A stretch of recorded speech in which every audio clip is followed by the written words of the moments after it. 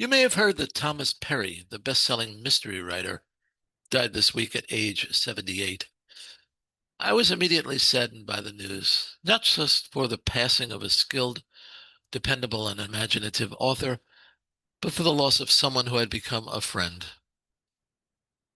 Though Tom and I were members of the mystery community, I hadn't had the pleasure of getting to know him and his wife Jo, also an acclaimed writer, until fairly recently. They went quickly to the top of my list of people I would seek at conferences for companionship and counsel. In this interview, recorded in February, I trust you'll get a sense of why I so admired Thomas Perry.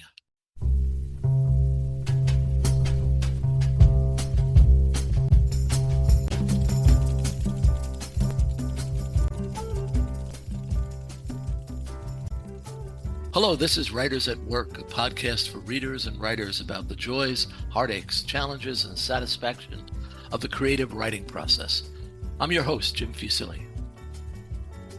My guest on this episode of Writers at Work is author Thomas Perry, whose latest thriller is Pro Bono, available now.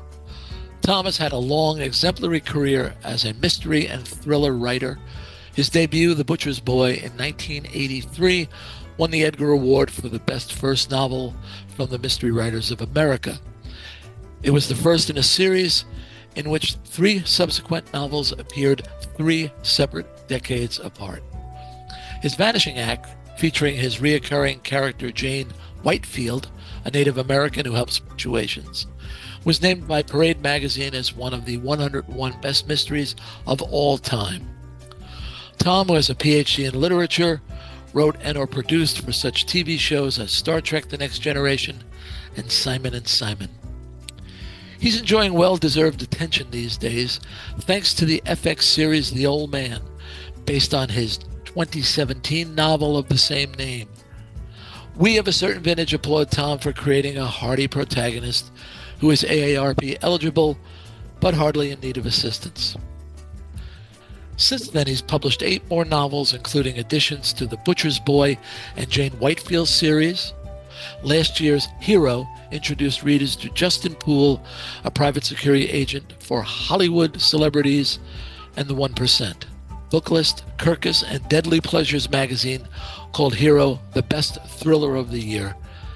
How lucky we would all be if we maintained such high standards across more than 4 decades and through 31 novels. Thomas Perry, welcome to Writers at Work. Thank you, Jim. Glad to be here. Tom, I'd like to talk to you about career management because you've made some choices I think are at least atypical and unlike those made by anyone else in the mystery and thriller field. Can we start at the very beginning? How did you come to write The Butcher's Boy? Well, I always wrote. I was, an English major, and I got a PhD in English, went to work in universities, and, it was kind of a hobby. I always, wrote for my own amusement, and, I wrote for pleasure. I got a lot of pleasure out of it. And eventually I wrote something that I, thought maybe somebody who wasn't related to me by blood or marriage would be willing to read and might enjoy. So, and that was The Butcher's Boy. And, so I went about trying to figure out how to get it published. And I guess I did figure it out. So when you sat down to write it, did you have a book in mind, or were you working on sketches, or were you fleshing out character, or? I don't know, the way I do these things, sort of started that way at the beginning. In other words, what I would do would be I would have a kind of a rough idea of what a story was about this particular, I don't know, sort of in this particular area of thought. And what I was writing about really was competence. I almost called the novel Competence. If so, I probably would have sold about 2 copies. But it was about, a person who was very, very good at what he did. And I thought what would be interesting to know about. And it was, it turned out to be murder. Right. And what was the initial reaction? I mean, we know that you won the Edgar, but did you have a sense from readers and the industry that you were onto something? Um, people kind of got in touch with me because they were curious about me. That was really all that happened. I mean, there were people who sort of were involved in the sense that they were screenwriters. And somebody would say, "Hey, read this book. This is by somebody we've never heard of." Um, and so the person would get in touch with me. And I see. But you didn't follow up with a sequel. Instead, you followed up with Metzger's Dog right. about the CIA and a potential terrorist attack. Why did you go in that direction? Um, I've been blessed all my life with a short attention span. And the idea of, writing, sort of starting a career and writing a book and then writing some version of the same book and then writing, another version of the same book seemed to me to be a dead end and really a quick dead end too. You can only do that once or twice, and also, frankly, I had delusions of grandeur. I thought, what I would like to try to do, even though I probably will never be able to do it, is I would like to write a great book. And if you'll think back on, all of the great novels that you've read in your life, very, very few of them are parts of a series. Almost none. They're sort of standalone novels. They're masterpieces, and people don't tend to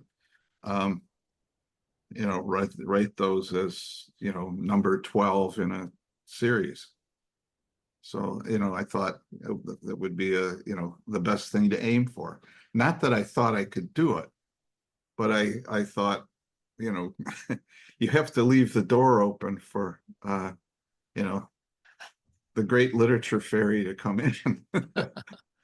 What was your reaction? What was the reaction of your publisher to this idea, to Metzger's dog, or or just to um, kind of go your own way? well, um, that's funny. I was reading yesterday the WGA publication, and I'm sorry, not WGA. It was Writers Guild, the Writers Guild publication, in which Lisa Scatolini is, reintroducing herself to all the people who already know who she was.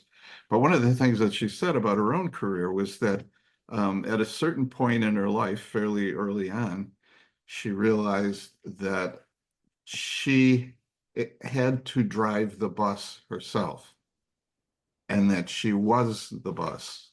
In a way that's Yeah, yeah, true. I mean, you have to think about yourself rather than about your publisher, and that the relationship that matters really is the relationship between you and your reader, not the relationship between the publisher and the reader.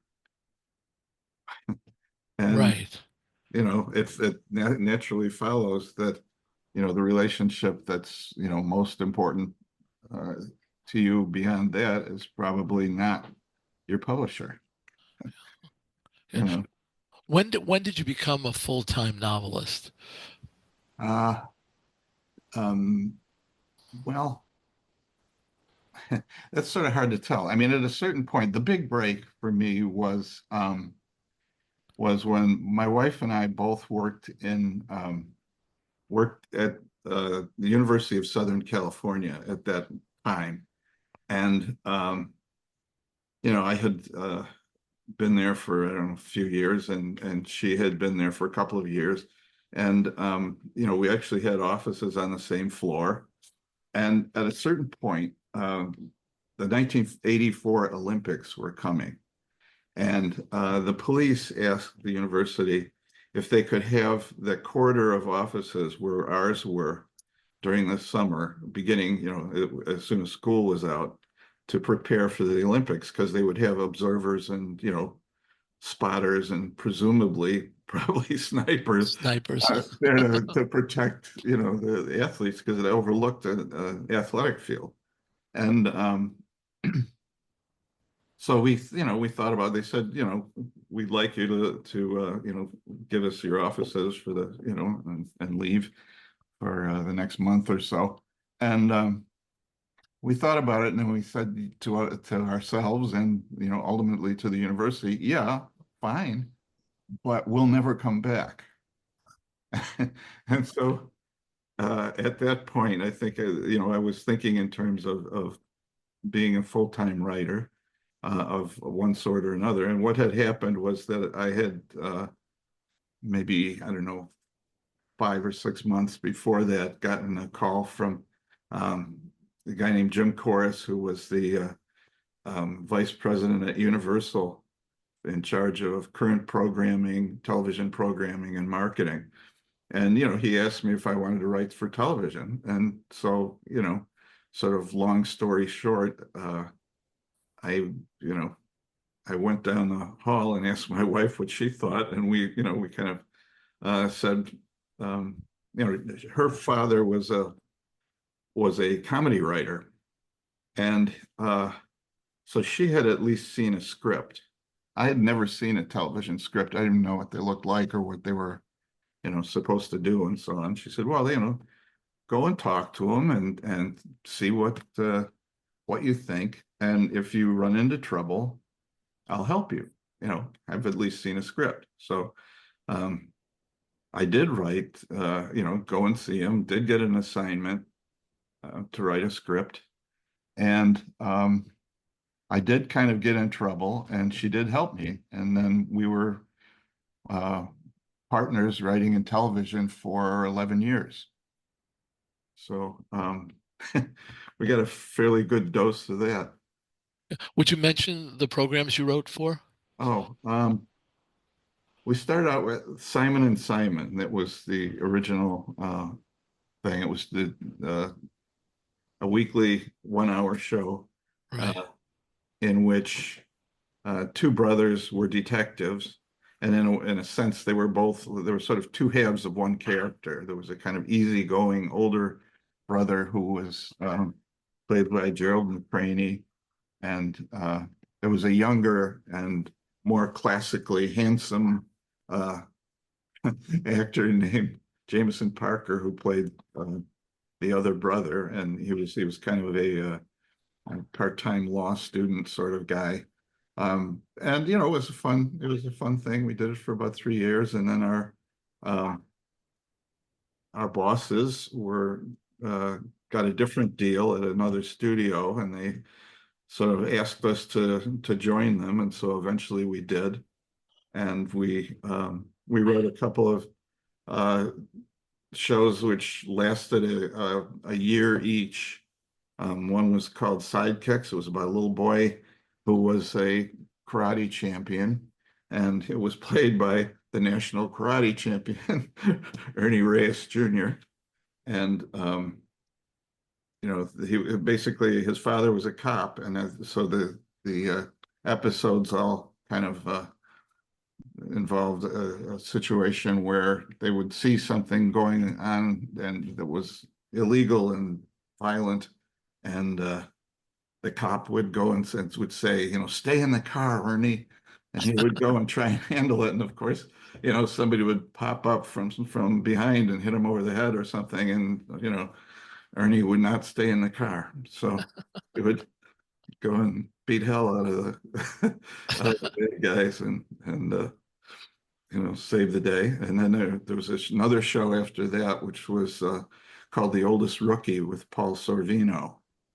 And he played a kind of assistant police chief who wore a tuxedo and schmoozed with the great and powerful for a long time. And then at a certain point, his original partner that he was with when he first become a cop 20 some years earlier was killed, and he decided to go back and become a cop again, a regular street cop. And that was what the series was. And it was interesting. It was a great thing to learn from Paul Sorvino. I mean, he was really very, very astute when he looked at a script. He really knew what he was doing. He'd been in the business for a huge period of time, and he knew a lot. And so it was sort of fun to learn from him. After that, we did a show called Snoops with Tim Reed and Daphne Maxwell, in which he's a criminology professor and she was a diplomat in Washington, D.C. And that lasted a year. And when that was over, at that point, we were going to have our first kid. And that was coming right up. And Joe said to me, this is great, but I'm going to be a stay-at-home mom. And I thought about it, and I thought, gee, I had more fun working with a partner with her, than I had doing anything else. And so I said, well, I think I'll become a stay-at-home dad. I'll go back to just writing novels. And at that point, we did a few other things. We did a Star Trek. We did 3 21 Jump Street episodes. We did a number of backup scripts for shows that didn't get picked up, so on. But as time went on, the calls became fewer because you get to be older than the people who are writing episodic TV, at a certain point. When you're over 40, it's just not, but we did it for a while and we liked it. It was fun. Were you working on novels at the same time? Yes. Yeah. I wrote, periodically. I would write I guess they came a little slower when I was working in television, but I always wrote novels, even when I was, when things were busy and crazy, I still wrote novels. Yeah. I want to get back to the decision you made about the butcher's boy hitman protagonist, because you waited 10 years before writing another one featuring him. And now you've got him in retirement in the UK, and his past catches up with him. Did you feel you had some unfinished business with the character? No, actually, I was curious because like a lot of people, this is true of artists too, by the way. When you start writing, you're writing about yourself.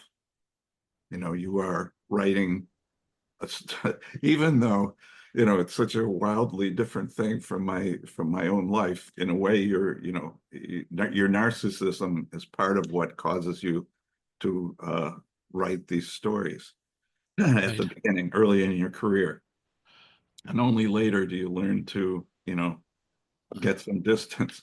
But what I did was I made this character my age exactly, my size, and a kind of physical description was what I looked like at the time. And I wrote this thing, and it was successful and people liked it and all that, and I kind of put it away and did a lot of other things. And but after 10 years, I realized I was kind of curious about him. I knew I had noticed that in those 10 years I had changed a lot, that I wouldn't be likely to take the top shelf off of a hotel closet and try and use it to crawl across from balcony to balcony 10 stories above the street to get to another hotel room. But I was a hell of a lot better liar and and probably a little smarter. And so I thought, what would I be like? What would it be like? What would that be? And it was obvious that because all he had really accomplished in the first book was to kill a lot of people and escape to England, disappear. it was possible that people would be kind of on the lookout, looking for him, still after all this time. Yeah. After 10 years, they would still, in those days, it was, the mafia was a little more formidable presence in people's imaginations. Uh, and they were well known for never forgetting somebody that they were after, Right. It was Right. a sort of scary thing. But um, so anyway, that gave me an excuse to write another version of it. And Yeah. then about, oh God, close to 20 years after that, uh, when things had changed in television and so on, my agents here, in LA had, said, gee, it's probably time where you could actually get a series made about the butcher's boy, and the way to go about that is to write about maybe 5-page treatment, just describing what it would be like in a more modern world, 20 years or so after you had written the first one.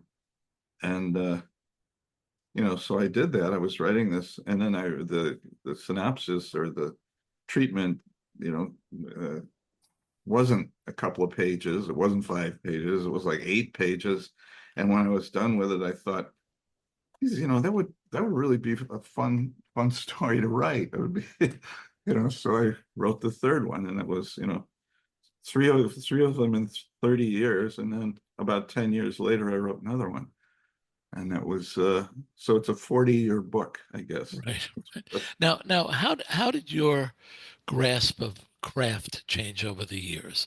I mean, when you look back, uh, I don't think it's an exaggeration to say you improved during those periods, and you were capable of telling your stories with a larger toolbox. Is that safe to say? I really hope so. I really do, because I've always thought that the biggest job or the most important job a writer has is learning to be a better writer. I mean, that's what you're after. That's the reward. You do all this work, and the reason you do it is to learn to do it better.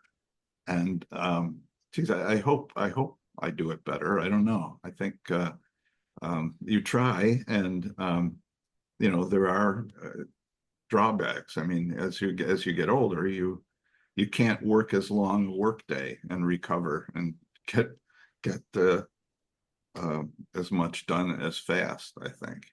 Uh, Also, Tom, I think also as our career progresses, we learn the tricks of the trade, and there's a certain charm to the work that we did before that, yeah, and it requires a lot of discipline not to take those shortcuts. that's true. And so I was thinking about, boy, 40 years, every 10 years on average. How do you discipline yourself to be consistent when your grasp of craft has improved so mightily? Well, at a certain point, you become trained sort of like a mind pony. You know what I mean? Yeah, yeah. You get up in the morning, and the natural thing for you to do is to, I don't know, walk the dog or whatever. And then,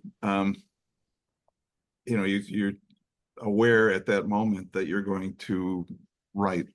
And, your mind, I guess, starts to sort of function in that way. And it becomes the most easy and pleasant way for you to think. That Right. is, I mean, these works of fiction are where you store your ideas, all of your sort of passing thoughts. You look up in the sky and you see the moon, and you realize it was kind of a, I don't know,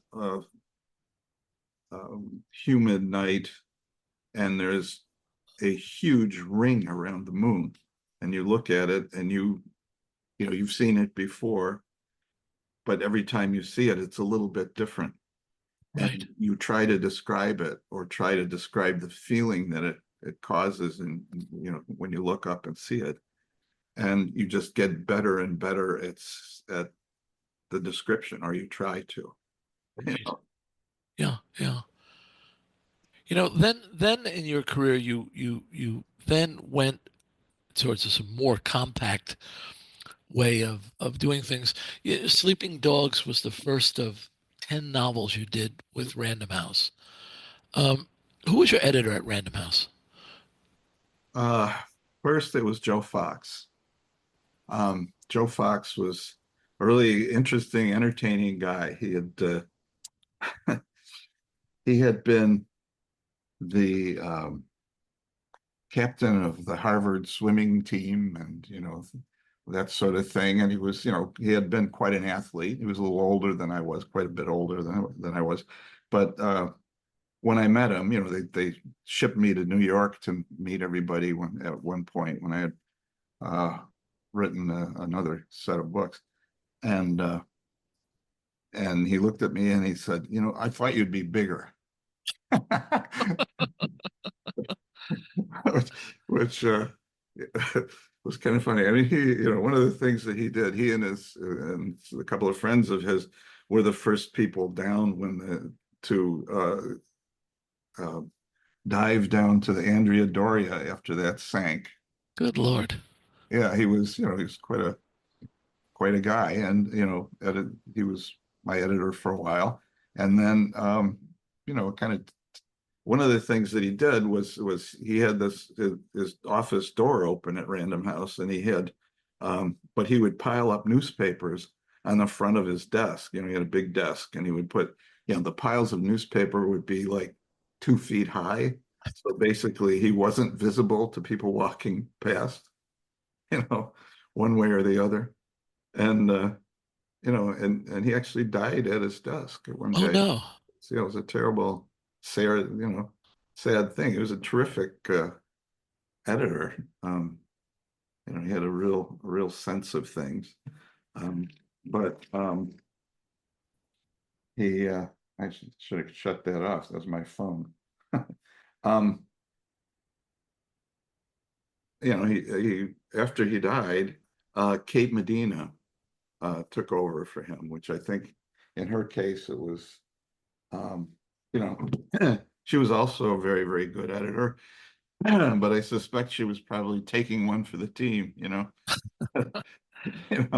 Um, but anyway, she was a very good editor, and fine for me. And they were on board with your way of doing things. Well, I guess they had to be. Well, I don't know. I mean, they don't have to do anything. They were the biggest, most successful publisher around, and you know, we had many parts and were acquiring more other publishers.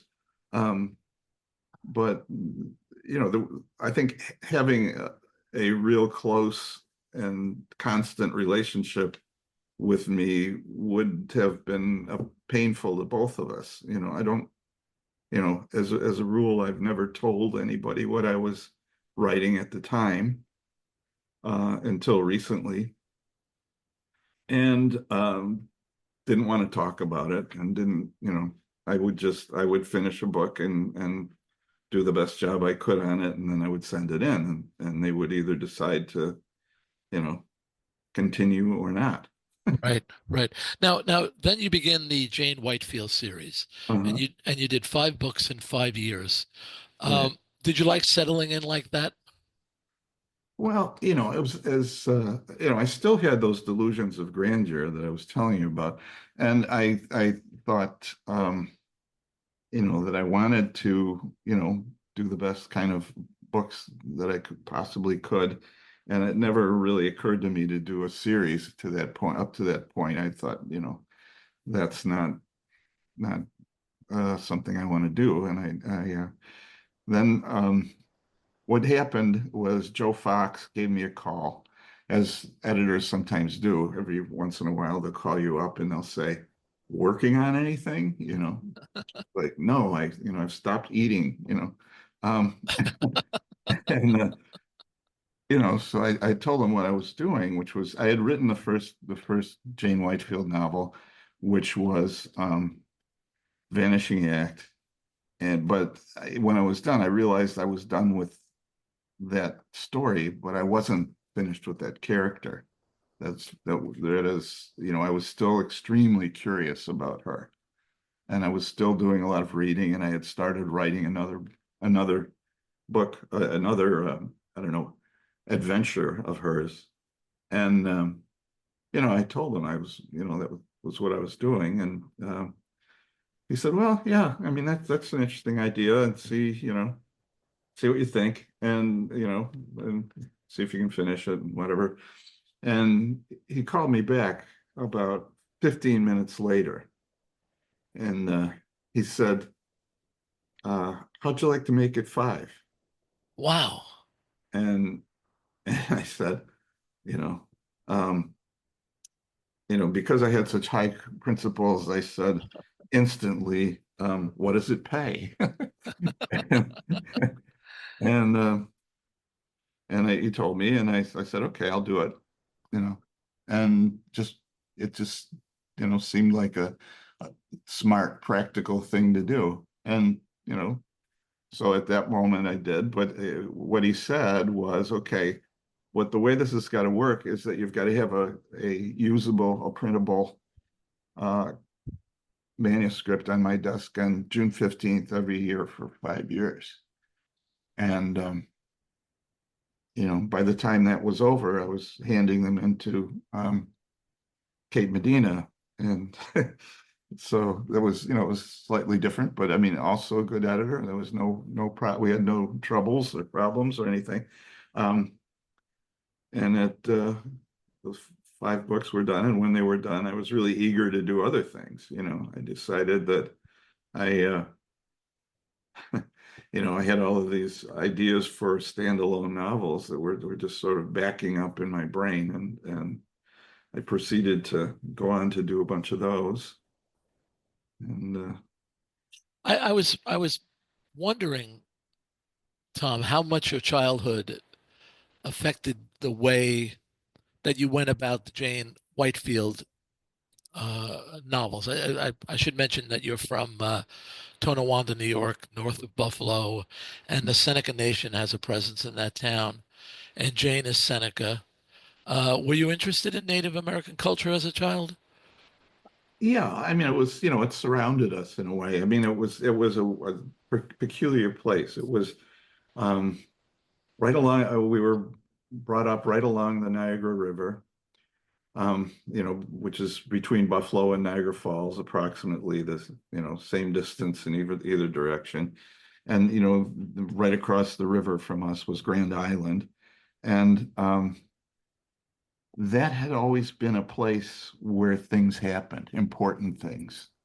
That's right on Grand Island, a distance I could have walked from my house and then swam across the river, and what I would have encountered was uh, the ruin, excuse me, the ruins of an old hotel that had burned down in about the 1930s.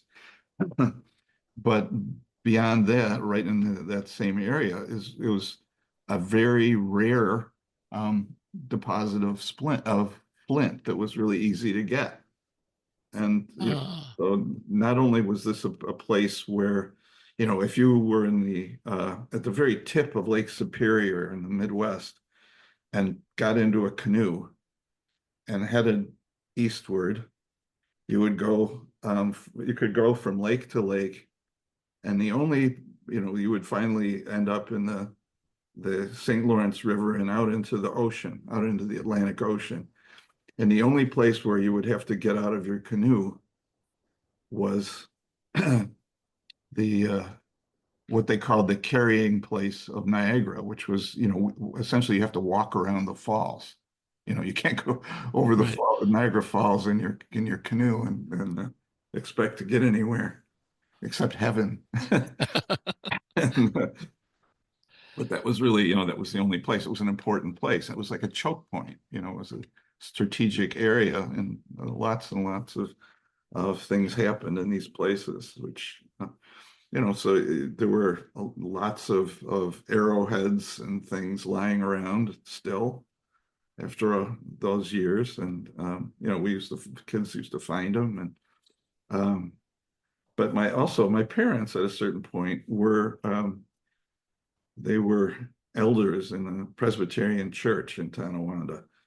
And at a certain point, they had to conduct a search for a new minister because our minister had gone off to Moscow to be the chaplain in the American embassy in Moscow. And he uh, he had to be replaced. And so my parents went on these scouting missions. And one of them that was really the most interesting, I think, was on the Indian reservation, Seneca reservation, in it was a few miles east of where we lived. And the people were just, they're fascinating. They were fascinating to me. They were just such such an interesting group of people. And they had a nice church and a nice minister who wasn't one of the ones that they selected. But anyway, it was that was my first real introduction. And then, slowly but surely, as I grew up, there were a number of kids who were Native Americans of one sort or another. There was there was a Tuscarora reservation that was really close, and there were a number of other places that were important to Iroquois history and so on. And then eventually my older brother. I have one brother. He became an anthropologist and then an anthropology professor. And so he was a great kind of source of interesting tidbits that would kind of, pique your interest in that stuff. And finally, what happened at a certain point was that I decided, I wrote at one point what I would call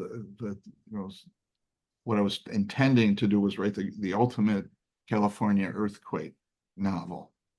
And it was, I went at it really seriously.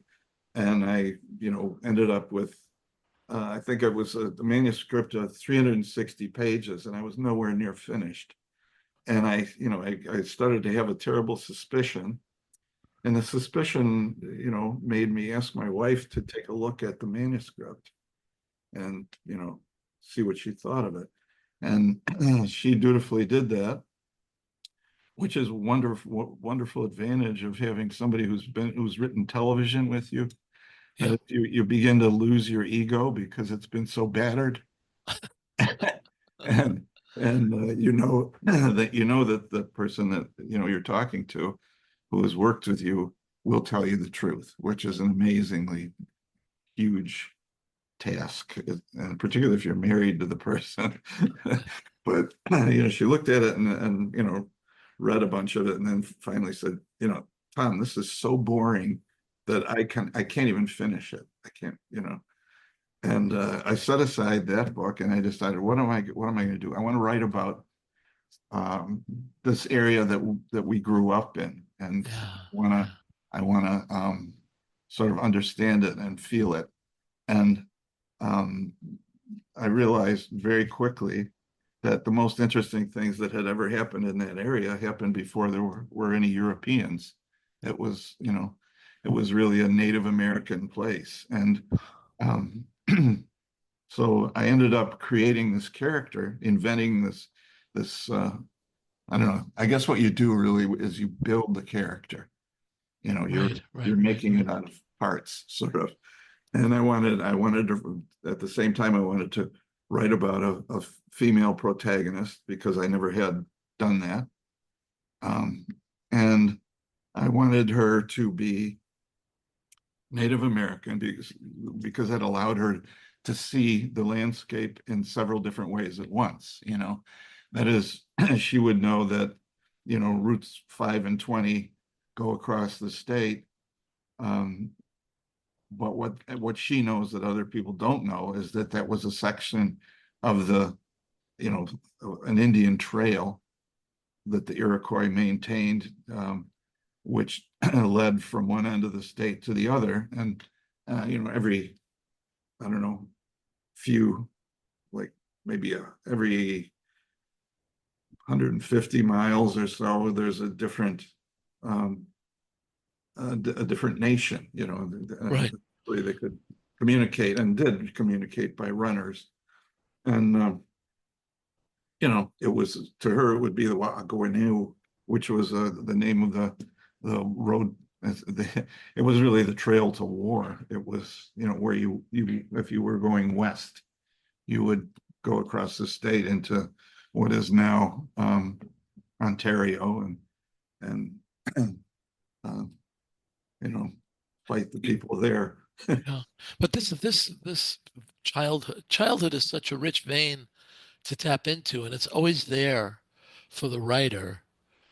It's interesting to me that you sort of had your back against the wall, and that's where you went Yeah, fruitfully. really, in a way, yeah. I mean, I wanted grounding. I wanted Right. to go back to, you know, um, The familiar. yeah, the familiar. Yeah, yeah. The unfamiliar makes you read huge numbers of reference books and geology books and all that stuff, and write a book about earthquakes. Right. But I think the reader can um, detect the that it's not the product of research when you are tapping into your childhood. I mean, you might have to go back and just verify some dates or something, but I think the reader can detect when you are writing about something that you've experienced or that is meaningful to you. Uh-huh. Yeah. I think that's So, probably true. yeah. So do you store away ideas, or Um, is whatever you're working on your latest idea? yeah, I guess in a way I store them. I write them down sometimes, and have little folders that are unlabeled that have, a few snippets of a story. Um, Also pieces of information that I come by that are true and are um, I've never noticed before or read before. Those tend to grow. Um, I don't know, the most common situation like that is all of a sudden you hear of a disease and it seems kind of odd and you've never heard of it before, and you begin to read about it, and then suddenly you realize that um, there are other mentions of it. All of a sudden you realize that in a conversation that some woman's boyfriend had that disease, and you know, and she'll tell you all about it and whatever, Right. it just begins to grow. I mean, um, sometimes I think of these ideas as a kind of sticky ball that you just kind of get it rolling, and then it starts adding, to adding to itself. You begin to grow more and more information about it until finally you feel like writing about it or get a chance to write about it. Sometimes you're a bit too busy with something else, but Yeah. it's And at that point, do you feel excitement? Do you feel trepidation? I mean, when the idea begins to congeal, what's your attitude? well, years and years ago, I read that, Virginia Woolf used to um, get very, very depressed when she wasn't writing. It was between books. She would Right. get depressed, and ultimately, she killed herself because God, uh, one of those periods became too long, I guess. And I've kind of avoided that kind of situation by when I send a book in, and kind of you let go of it for a while because somebody is reading it on the other end. um I start writing that day if I can. Ah, I'll start playing around with characters sketches or whatever. I'll often start with a character and begin writing about what he's remembering, what he's planning, what he's thinking about, and try to get at who he is. to start or try and do it. And, often these things get um, fairly lengthy and end up getting thrown away before I actually do a complete first draft. But they get you started. Yeah. Yeah. You're at the top of the hill and you just push the toboggan and, Yeah. you're over the crest and you're on your way. Yeah. I know that you've had quite a few books optioned by Hollywood. Mhm. Do you recall how many? Most of them, I don't know, probably 20 or 30, maybe close Yeah. to that. So And I'm sorry, what was it about the old man that resonated with producers, do you think?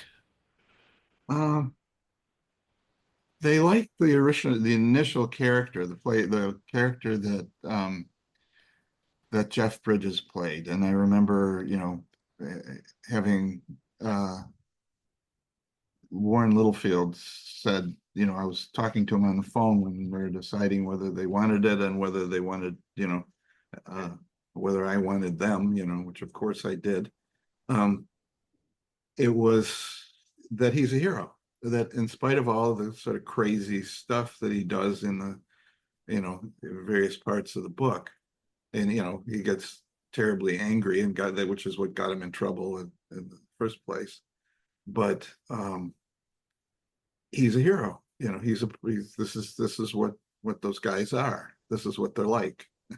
And um, they liked that. It was and it was something they hadn't read before. I mean, I think that's very kind of important in a way, is that you have to write a novel that they don't feel as though they've read 15 times or, Right. seen a movie before. Like I just got a very weird situation right now, which was that in Australia right now, they are um, a film is being made starring Russell Crowe of a book I wrote 15 years ago, which was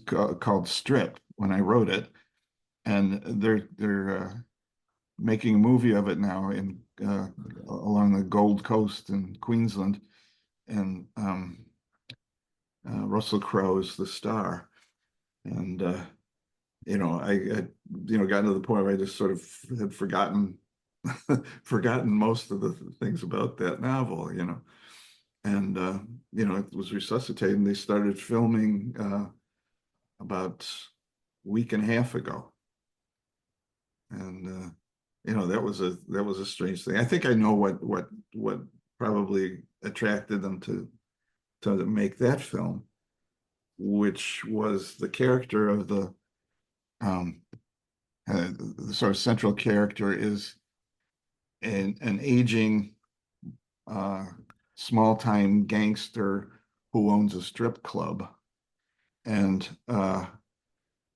he gets robbed as he's putting his nightly earnings in the night deposit outside of, actually it's my bank in Studio City, and he gets robbed, and he realizes that he and becomes obsessed with the idea that he has to find the person who did it. And when he realizes he maybe hasn't found the right person, but he's blamed somebody already, that he has to pursue him as though he were guilty to preserve his reputation. So I don't know. It's just it's a kind of study of that character who is an older guy, and he's had kind of a spotty life, and he's in decline now. I didn't know that it was 20. I knew that it was a lot. And um, your books, and I didn't really know that how much screen work you had done. But your books often feel like a cinematic experience to me. And I think about Hero in particular. That is just a very cinematic book. Well, It moves in that way. Is that a fair assessment, do you think, or am I overselling? no, I think it probably has, what happens when you're writing, as you know, is everything you ever learned is available. That's doesn't matter what it was.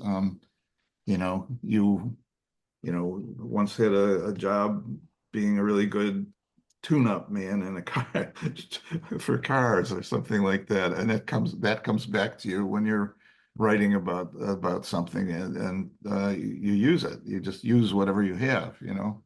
It's in a weird sort of way, it's the opportunity to use the most obscure things that you've learned, but it also, I think, gives you some things that are useful. Yeah, Because yeah, this book, in a way, that book had a huge amount that depended on what you can see from where and things like that. That right. it's the experience of having this happen, and violence is occurring, and you can only see so much, and you only we're prepared for nothing as extreme as what's about to unfold in front of your eyes. Oh. Tom, one last question. Oh, sure. Have you written that great book? No. No. I figure if I live to be 400, I'll probably be able to do it. And, what you realize at a certain point is um Shakespeare, what we have of Shakespeare is 885 words, roughly, um, which is, if you think about it, that's about 10 books or something like that. So I'm well into my third Shakespeare, Ah, and okay. I still haven't written something that was a masterpiece or anything of that sort. But Oh, you Tom, try. You try to do what you can do. I think your readers would disagree, but okay. So my guest has been Thomas Perry, a master of thrills and suspense, whose pro bono is available now. Tom, thanks so much for joining us on Writers at Work. Well, thank you. Writers at Work is a production of Bliss Publications. Erin Mitchell is our producer. Music is by Joni Mitchell, performed by Keith Jarrett. For more, see writersatworkpodcast.com. I'm your host, Jim Fusilli. Until next time, happy reading.